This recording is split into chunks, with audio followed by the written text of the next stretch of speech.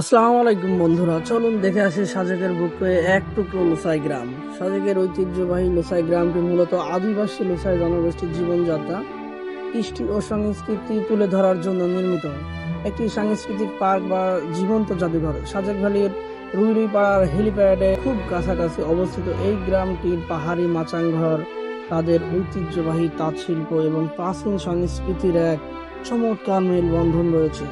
সাজেক পর্যটক কেন্দ্র হিসেবে পরিচিত পাওয়ার আগে থেকেই এই এলাকায় লুসাই জনগোষ্ঠীর বসবাস রয়েছে। পর্যটকদের জন্য কংলাক পাহাড় ও রুইলুই পাড়ার কাছে এই ঐতিহ্যবাহী গ্রামটি তৈরি করা হয়েছে।